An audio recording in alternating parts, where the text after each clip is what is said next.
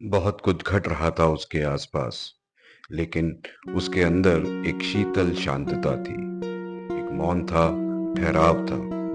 शायद उसकी पेंडुलम वाली घड़ी में किसी ने चाबी नहीं दी थी। वह रुका हुआ था, समय से अछूता।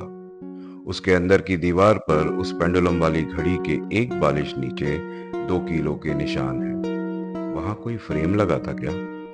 ऐसा लगता है किसी ने इसे इतनी बेदर्दी से खींचा है कि कीलें भी निकल आई थी, और अब वहां बाकी बस 2 निशान रह गए थे। ये आदमी भी पुराने वक्त की तरह ही निकला। कई बरसों से वहीं ठहरा हुआ था। उसे शायद पता नहीं कि वक्त बहुत आगे चला गया है उसे छोड़कर। बहुत आगे।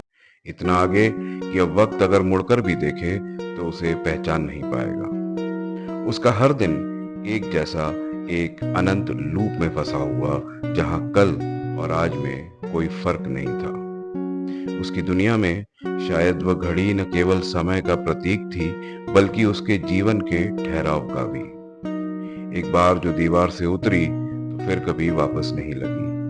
क्या वह खुद भी इस तरह अपने जीवन के फ्रेम से गिर गया था? क्या वह अब भी एक खाली जगह, एक अनुपस्थिति में बदल गया था? उसकी आंखों में एक खास तरह की चमक थी, जो समय की उस पेंडुलम की तरह लगातार और स्थिर थी।